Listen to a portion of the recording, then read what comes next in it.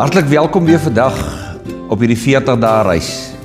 Hier in Wellington is ons op hierdie stadium in die tweede week van ons 40 dae reis met die waardes vir gesonde gelowiges. Dalk skakel jy ergens op 'n ander plek vanaf in. Ons rig weer die uitnodiging vir jou. As jy wil deel wees daarvan, dis nog nie te laat nie. Dalk wil jy jou eie doen, dalk wil jy dit saam met 'n groep doen. Dan is die bronne beskikbaar, die boekie is beskikbaar, dit kan in PDF formaat gestuur word, so jy is meer as welkom as jy dit wil doen. Ons stuur dit met die grootste liefde vir jou aan. Verlede week het ons bietjie saam gedeel van die eerste waarde van glo, dit wat ons in oormaat ontvang in geloof, en vandag kom ons by die tweede waarde van getuig. Nou daar's hierdie ou bekende storie wat hoeveel mense al vertel het, en wat jy al baie keer met 'n WhatsApp videoetjie het jy dit gekry, maar daar is tog so 'n waarde vir my daarin, as ons die verband ook sien tussen glo en getuig. En dis van die man wat op 'n stadium na die haarkapper toe is. En so wat dit nou gaan by 'n haarkapper, jy raak maar aan die gesels, jy raak oor onderwerpe aan die gesels, en op 'n stadium het dit ook die geloofssaak aangeraak. En die haarkapper sê toe vir die man wat in die stoel sit, weet jy, ek glo nie, God bestaan nie, so ek glo nie. En die man het so by homself gedink, hoe gaan ek nou hierdie man oortuig, hoe gaan ek nou vir hom dit anders benader, dat hy nou wel, want hy het sekere rede hoekom hy nou hierdie uitspraak maak, en sommer pertinent sê, hy glo nie, daar is nie 'n God nie. Maar terwyl hy nog dink, die haarkapper nou maar sy hare klaar gesny, en toe op 'n stadium toe hy nou klaar is, toe stap hy uit, en met die wat hy uitstap, sien hy hier in die straat, so 'n ander man wat daar stap, maar dis sulke wille woeste hare waarmee hierdie man stap. En jy kan sien, hulle is lanklaas gewas en lanklaas gesny. En hy sê vir die man, kom gou nader, kom gou, ek wil net gou vir jou iets gaan wys. Gewillig stap die man nou maar weer in by die haarkapper. En hy sê vir die haarkapper, weet jy wat? Haarkappers bestaan nie. Hy sê natuurlik bestaan haarkappers, hier was jy dan nou, hier staan ek, haarkappers bestaan. Hy sê vir hom, nee kyk jy, hierso, kyk hoe lyk hierdie man, kyk hoe lang is sy hare, kyk hoe vuil is sy hare, haarkappers bestaan nie. Die man sê vir hom, die haarkapper sê vir hom, maar hoorie, dit is mos nou nie my skuld, as hy nie na die haarkapper toe kom nie. Ek bestaan, maar dis nie my skuld, as hierdie man nie daarvan gebruik maak, dat daar wel haarkappers is nie. En al wat die man doen is glimlag, hy sê, exactly, presies, dis die punt, God bestaan, al is daar stikkendheid, al is daar seer, al is daar moeilikheid, al is daar hartseer, God bestaan. Hy gee vir ons hierdie geloof, hy sê, weet jy, ek is daar, om vir julle in oorvloed hierdie geskenk van geloof te gee. Maar wat maak julle daarmee? Glo jy dit? En dan vandag verder, leef jy dit? Hoor ander mense dit wat jy glo? Kan ander mense dit ervaar? Dit wat jy glo? Kom ons lees 2 gedeeltes saam, wat hierby aansluit. Romeine 1 vers 16 en 17. Ek skaam my nie oor die evangelie nie, want dit is 'n krag van God tot redding van elkeen wat glo. In die eerste plek die Jood, maar ook die nie-Jood. In die evangelie kom juis tot openbaring dat God mense van hulle sonde vryspreek, enkel en alleen omdat hulle glo. Dit is soos daar geskrywe staan, elkeen wat deur God vrygespreek is, omdat hy glo, sal lewe. Handelinge 28 vers 30 en 31. Paulus het 'n volle 2 jaar lank in die huis gebly wat hy gehuur het, en hy het almal ontvang wat hom kom besoek het. Hy het die koninkryk van God verkondig, en die mense alles oor die Here Jesus Christus geleer. Dit het hy gedoen met die grootste vrymoedigheid en sonder enige verhindering. Hier vertel Paulus so 'n stukkie van sy eie verhaal. Nou, jy kan nou in Handelinge eintlik die hele verhaal van Paulus gaan lees, wat hy self gaan oordra, maar ons lees hier in Romeine, hoe hy dan sê, maar hy kan nie meer stil bly om te vertel van die vryspraak van God. Hy kan nie stil bly om te vertel oor die werking wat God in sy lewe kom doen het. Hy kan nie stil bly oor die geskenk van geloof wat God vir hom kom gee het. Daardie vergifnis, daardie aanvaarding, daardie liefde wat hy kom gee het. Paulus kom vertel sy storie. Hy sê, weet jy, my storie het nie so goed begin nie. Ek het mense vervolg, ek het mense doodgemaak, ek het mense gevange geneem wat bely het dat hulle Christus as hulle verlosser aanvaar. Ek het mense in die tronk laat gooi, omdat hulle sê, hulle glo in hom. En toe op 'n dag, toe kom die Here en hy verander Paulus sy lewe drasties. Gaan lees weer die storie daar op die pad na Damaskus.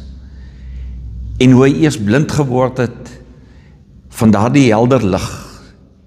En hoe die Here met hom op pad begin stap het. En hier sit ons vandag met meer as die helfte van die Nuwe Testament wat Paulus geskryf het. 'n Mens kan amper nie dink dat 'n mens se lewe so kan verander nie. En ons sien dit baie keer dat mense hierdie stories vertel, hoe mense na 'n motorongeluk, na 'n skietongeluk, na 'n siekbed, na iets het hulle 'n groot storie om te vertel, en dis wonderlik, prys die Here daarvoor. Dis wonderlik dat mense sulke stories het om te vertel. Maar dit is presies wat bedoel word as ons getuig. Getuig is om te vertel die werking van God in ons lewe. Die werking van die Heilige Gees in ons elke dag se lewe. Ons gaan baie keer na saamtrekke toe, of ons kry iemand, 'n sportman by 'n geleentheid, wat wonderlik mense kom begeester, en vir hulle vertel van die pad wat hulle stap, en daar is groot waarde daarin. Soos wat daar groot waarde is in die storie van Paulus, wat hy vertel en getuig, hoe die Here kom werk het in sy lewe. Maar eintlik wat aan die gebeur is, dit is nie Paulus wat so wonderlik is nie. Dis nie die persoon wat die getuienis kom gee, by 'n skool, of by 'n kerk, of by 'n maatskappy, of by 'n oggendtee. Dis nie daardie persoon wat so wonderlik is nie. Dis die werking van God. En daar is 'n baie mooi beeld, wat ons dit ook kan sien. As ons na 'n spieël kyk, 'n spieël kan alleenlik reflekteer dit wat opgevang word. Die spieël is nie die lig nie.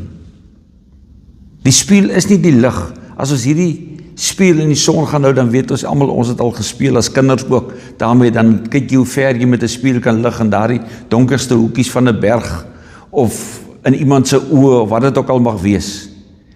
Die spieël kan slegs reflekteer dit wat die lig en die beeld wat hy ontvang. En dis eintlik wat Paulus hier vir ons sê, weet jy, ek skaam my nie, want daar's oorgenoeg wat God vir my gegee het om te reflekteer in my lewe. Daar's oorgenoeg van hom wat hy kan vertel, wat ek kan vertel van hom. Eintlik, ek skiet ver te kort. Ek vertel dit vir Jode, ek vertel dit vir nie-Jode, ek vertel dit vir mense wat my pad kruis, ek vertel dit vir mense wat ek ken, mense wat ek nie ken nie, met my woorde, en dan skryf Handelinge in die gedeelte wat ons gelees het, nie net met my woorde nie, maar ook met my dade. Mense kon dit beleef en ervaar, hoe ek die beeld van God reflekteer in my lewe. Hierdie spieël help my baie om te verstaan, dit hang nie van my af nie. Dis omdat God groot en goed genoeg is. Omdat sy genade en sy vergifnis en sy deernis groot genoeg is om te skyn.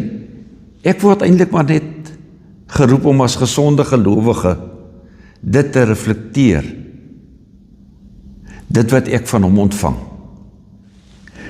Jy sien, broer en suster, vriende, ons dink baie keer, ag, ek het nie so 'n wonderlike storie om te vertel nie, of party kerke laat jy ook party keer so minderwaardig voel, party mense laat jou minderwaardig voel.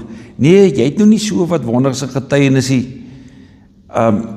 Amper soos wat Timotheus en Timotheus het mos gegroei en dan sê hy, ek dank my ouma Eunice en my ma Louise vir die wyse waarop hulle vir my groot gemaak het, en dan vertel hy oor die werking van die Here ook in sy lewe. En dan dink ons baie keer, dis nou nie soos, as ek die Engelse woord glamorous, dis nou nie so 'n glamorous storie om te vertel. Ek het nie so getuienis soos wat daardie persoon het, iets wat so dramaties met my gebeur nie.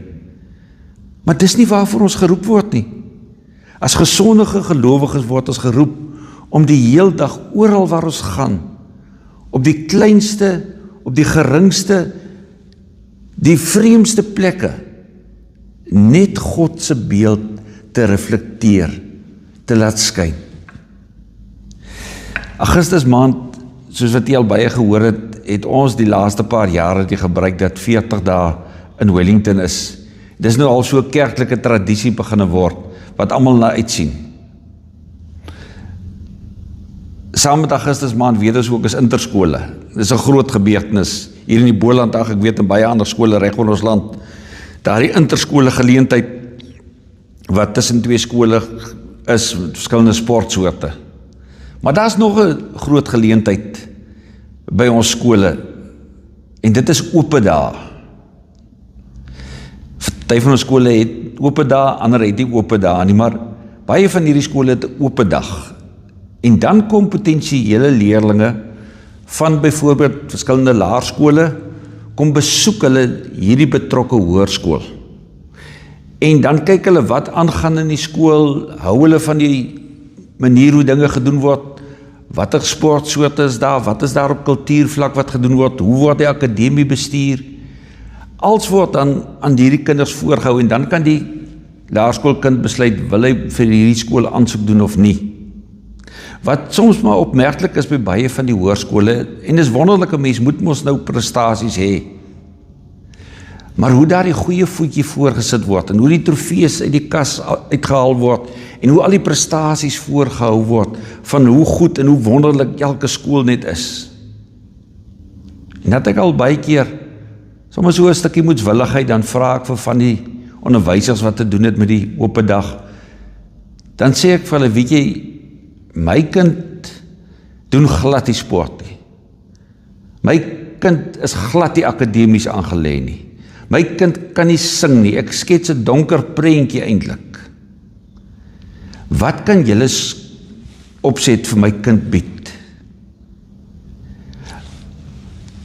Ek weet mense is verskil oor wat ek nou sê, maar dan vra ek dit reeds met 'n rede, wat doen daardie skool vir die kind wat nie so goed presteer in al hierdie omstandighede nie? Nou dis 'n onderwerp vir 'n ander dag. Ek gebruik die voorbeeld, vriende, om vir u te sê, soos wat ons van skole verskil, soos wat ons in prestasies verskil, soos wat ons verskil oor wat 'n goeie storie is en wat 'n minder goeie storie is, hoe jou kind se vermoë goed en sleg is. So dink ons baie keer oor getuig ook. Ek het dalk nie so 'n goeie getuienis nie. O, daardie persoon se getuienis, dis een van die top 10 getuienisse wat ek al gehoor het. Jy moet dit hoor, soos wat jy na die top 10 skole toe gaan, dis wat jy moet, so moet jy daardie persoon getuienis. En dis wonderlik daardie getuienis. Mens moet dit vertel. Maar weet jy, Paulus kom dan lê dit op ons harte. Dan sê elkeen van hierdie maak saak. Elkeen wat glo, nou is het verlede week stilgestaan by glo. Elkeen wat glo, het 'n storie om te vertel. Jou storie maak saak. Die werking van die Heilige Gees in jou lewe maak saak. Jy kan dit met woorde, jy kan dit met jou optrede, met dade, met die manier hoe jy mense aanvaar, die manier hoe jy mense vergewe. Jy het 'n storie om te vertel. Dis deel van jou getuienis. 'n Getuienis is nie iets wat in 'n blok gegiet is en wat elke dag dieselfde bly. Ja, baie van hierdie stories word oor en oor vertel, maar 'n getuienis is iets wat groei. En daarby kom ons ook nog in die toekoms van hierdie 40 dae. Daarby kom ons ook dat ons gehoorsaam moet wees om op alle plekke en alle omstandighede. Net soos wat ons by skole prestasies kry en dit goed gaan, en jy mense kry wat dit nie goed gaan met die, so is dit ook in ons lewe, daar's tye wat dit goed gaan, en tye wat dit sleg gaan. En dis amper wat ons wil vra, wat vertel ek, as dit goed gaan oor God? En wat vertel ek, as dit nie so goed gaan nie? Wat bly oor van glo in voorspoed? En wat bly oor van glo in teëspoed? Wat bly oor as ek van dinge gestroop word? Soos wat Dietrich Bonhoeffer gestaan het en gesê het, ek wil graag van die genade van God getuig, maar dis nie goedkoop genade, dis duur genade. Daardie duur genade maak ook soos wat Paulus sê, ek kan nie anders, ek kan nie stil bly nie.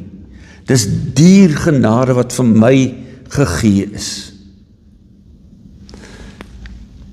Broer en suster, ons moet nie toelaat dat ons stem stil raak oor die werking van die Gees in ons lewe nie.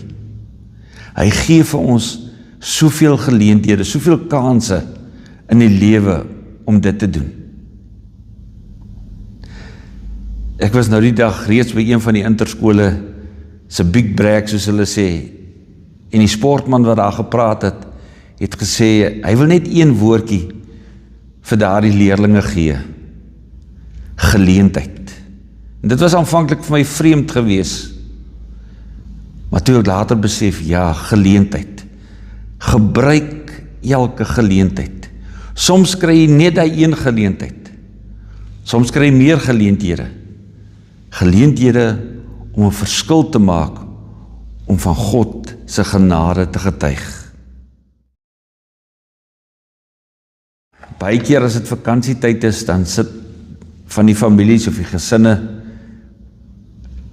pak hulle legkaarte, ek weet nie of mense dit nog doen nie, ons het dit baie keer ook gedoen, dan sit jy met die 1000 stuk of die 5000 stuk legkaart, en so nou en dan kom jy en dan pak jy elke stukkie, of jy soek maar weer, en dan sien jy so met die tyd, so oor die 3-4 weke, hoe die legkaart elke keer groei, en hoe die legkaart begin die prentjie aanneem wat dit moet wees. En as daai een van daardie legkaartstukkies nie daar is nie, dan sit daardie opening, daardie gaping, daardie gaatjie sit dan daar. Nou ons sit in 'n wêreld met 8 biljoen mense, met 'n legkaart van 8 biljoen stukke, min of meer. En jou storie maak saak. Dit maak saak dat 'n gesonde gelowige jou storie vertel. Daar's nie 'n reg en 'n verkeerd, of 'n slegte, of 'n nog 'n beter storie. Ja, daar's getuienisse en stories wat 'n groter impak dalk het. Maar jou storie maak dalk saak. Die feit dat jy vir iemand omgegee het om oor die straat te help. Die feit dat jy 'n klasmaat gehelp het, toe niemand anders dit geweet het nie. Die feit dat jy 'n oproep gemaak het, toe al die ander mense daardie persoon wou stenig. Ag, en so kan ons duisende voorbeelde opnoem. Jy het vertel, jy het getuig van dit waarin jy glo. Daardie vaste vertroue, dat jy kan nie stil bly nie. Jy moet van die duur genade van God deel met ander. Jy reflekteer die lig, maar jy vervul ook jou plek in sy groot legkaart. Iemand het dit so mooi gesê, jou getuienis is nie wat jy oor Jesus sê wanneer jy in die kerk is nie. Jou getuienis is wat mense van Jesus sien wanneer jy uit die kerk uitstap. As ons praat oor die gesonde gelowiges, dan wil ek vir u vra, vriend of vriendin, broer, suster, hoe jy ook al vanmôre tuis voel, vandag tuis voel, wil jy nie jou storie vertel, wil jy nie vertel oor die werking van die Gees van God? Hoe klein, hoe groot? Wat as jy dalk al Bybel is, wat daardie persoon, daardie dag gaan lees. Jy is dalk al stukkie van die Bybel, wat iemand gaan raak sien met jou optrede. Jy is dalk al een wat iets gaan vertolk van Jesus se liefde. Wat as jy dalk daardie dag die verskil kan maak? Jy word nie geroep om mense te oortuig nie. Dis die werk van die Heilige Gees. Jy word geroep om te getuig. Kom ons getuig en ons los die oortuigwerk vir die Heilige Gees. Kom ons bid saam. Here, U stap 'n unieke pad met elkeen van ons. Deur opdraandes en afdraandes, deur verskillende seisoene van ons lewe. En ons hoor wat Paulus vandag vir ons sê, dat ons wil nie stil bly as ons sê ons is gesonde gelowige nie, want ons het iets om te bied. Ons het 'n storie om te vertel. Duisende stories. Partykeer is dit langer stories, partykeer korter stories. Maar laat ons nie stil bly. Laat ons getuig van U liefde. Laat ons getuig van U aanvaarding. Laat ander dit hoor, laat ander dit sien, laat ander dit voel. Laat ander dit beleef. U is die Christus, wat elkeen se lewe kan kom aanraak en kom nuut maak. Amen. Dalk het jy vandag die eerste keer hierdie boodskap gehoor, nog ooit. Dalk is dit dat jy, soos Paulus vandag op 'n punt staan in jou lewe en sê, die Heilige Gees het vandag my lewe kom verander. Dan prys ons die Here daarvoor. Dit gebeur. Skakel dan in by 'n groep van gelowiges, daar waar jy is. Moenie alleen hierdie pad stap nie. Dalk is dit dat jy vandag dit net weer moes gehoor het. Dan sê Paulus ook, kom ons hou aan.